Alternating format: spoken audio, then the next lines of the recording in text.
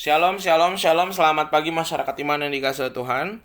Kita bersyukur hari ini kembali kita bergentah sabda, merayakan kehidupan dan firman. Bagaimana firman kita dialogkan dengan kenyataan hidup kita sehari. Nah, semoga hari ini kita juga boleh merasakan kebaikan Tuhan karena Dia sang cahaya ilahi. Kalau dalam bahasa Tamil atau di India, Pakistan dan sekitarnya artinya cahaya ilahi. Itu ada di lagu PKJ 100 Syaranam. PKJ 100 Syaranam, kita pujikan bersama-sama.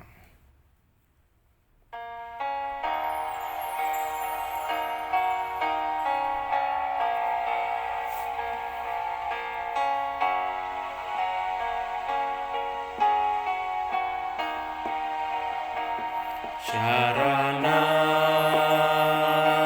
syaranam, syaranam,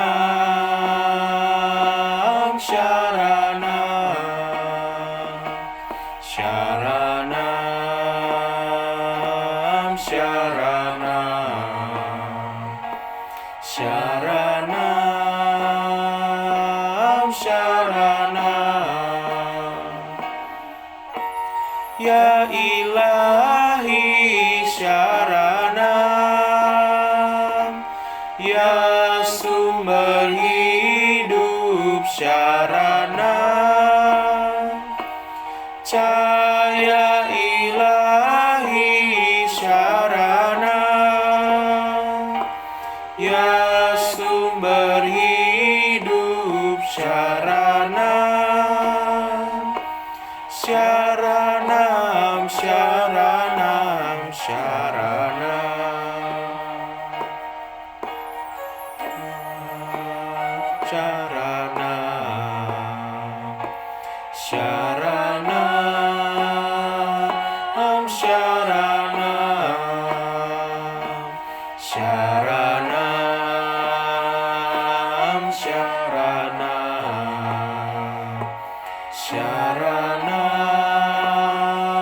syaranam, syaranam. Tuhan penyayang syaranam, Maha pengasih syaranam, Tuhan penyayang syaranam,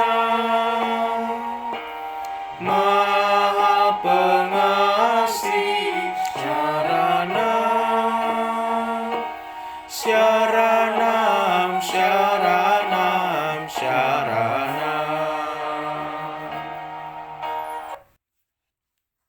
Mari kita berdoa.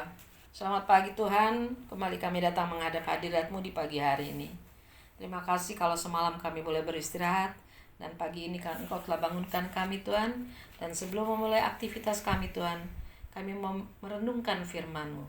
Ya Tuhan, mampukan kami untuk mengerti setiap firman yang Kau tanamkan pada pagi hari ini, dan ajarlah kami untuk boleh melakukannya di dalam kehidupan kami. Berfirmanlah Tuhan, sesungguhnya kami siap mendengar. Hanya dalam nama Tuhan Yesus kami berdoa. Amin. Firman Tuhan diambil dari Hakim-Hakim 8 ayat 22 sampai dengan 28. Hakim-Hakim 8 ayat 22 sampai dengan 28. Kemudian berkatalah orang Israel kepada Gideon, biarlah engkau memerintah kami, baik engkau, baik anakmu maupun cucumu, sebab engkaulah yang telah menyelamatkan kami dari tangan orang Midian. Jawab Gideon kepada mereka, aku tidak akan memerintah kamu dan juga anakku tidak akan memerintah kamu, tetapi Tuhan yang memerintah kamu. Selanjutnya kata Gideon kepada mereka, satu hal saja yang kuminta kepadamu, baiklah kamu masing-masing memberikan anting-anting dari jarahannya, karena musuh itu beranting-anting emas, sebab mereka orang Ismail. Jawab mereka, kami mau memberikannya dengan suka hati. Dan setelah dihamparkan sehelai kain Maka masing-masing melemparkan anting-anting dari jarahannya ke atas kain itu. Adapun berat anting-anting emas yang dimintanya itu ada 1.700 shikal emas. Belum terhitung bulan-bulanan, perhiasan telinga, dan pakaian kain ungu muda yang dipakai oleh raja-raja Midian, dan belum terhitung kalung rantai yang ada pada leher unta mereka. Kemudian Gideon membuat efod dari semuanya itu dan menempatkannya di kotanya, di Ofra. Di sanalah orang Israel berlaku serong dengan menyembah efod itu. Inilah yang menjadi jerat bagi Gideon dan seisi rumahnya. Demikianlah orang Midian tunduk kepada orang Israel dan tidak dapat menegakkan kepalanya lagi. Maka amanlah negeri itu 40 tahun lamanya pada zaman Gideon. Perangkap tikus. Biasanya kalau orang menyiapkan perangkap tikus itu pasti pertama jeratnya disiapin. Ada yang modelnya pakai kerangkeng besi, pintu tutup satu, jadi kalau dia masuk nggak bisa keluar. Ada yang pakai lem yang kuat banget sehingga kalau dia udah napak plak dia nggak bisa ngapa-ngapain.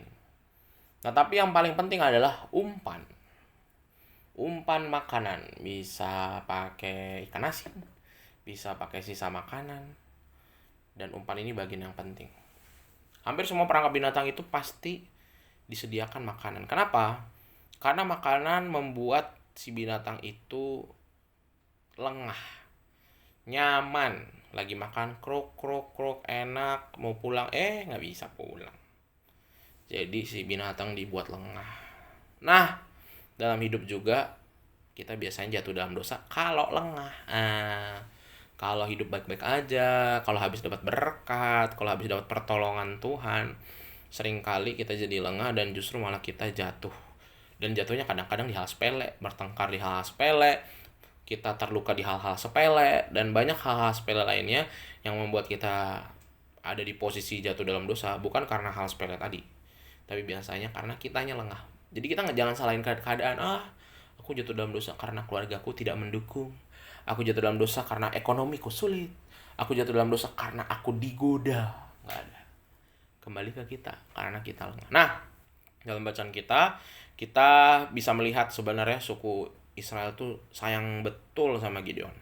Bahkan Gideon udah ditawarin, Bapak Gideon dan seisi keturunannya, kalau bisa kalianlah yang menjadi raja. Bahkan udah naik level, bukan hakim doang nih, belum ada konsep raja, dibilang kalianlah mimpin. Karena di negara-negara di sekitarnya, kingdom kerajaan-kerajaan yang lain sudah ada rajanya.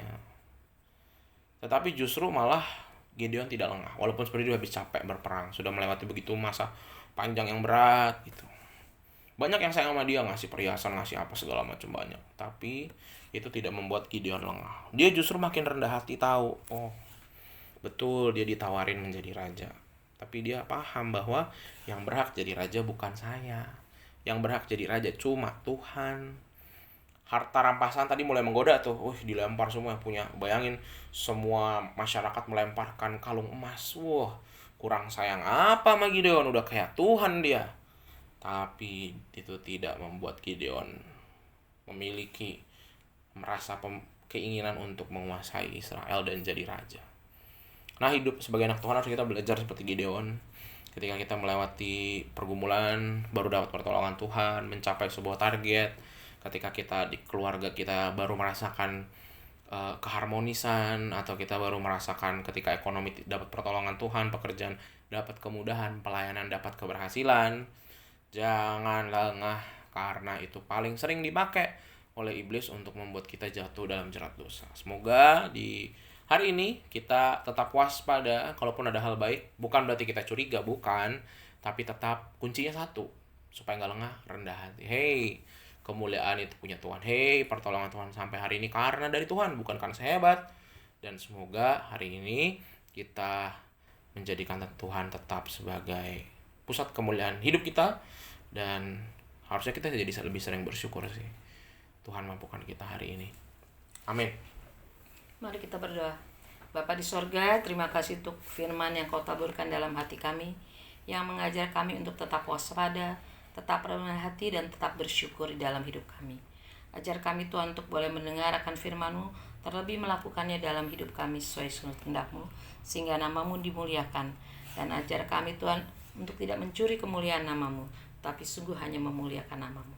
Kami serahkan seluruh kegiatan kami pada hari ini, bahkan seluruh hidup kami ke dalam tangan pengasihan-Mu. Di dalam nama Tuhan Yesus kami berdoa. Amin. Selamat pagi, Tuhan Yesus memberkati, tetap bersemangat.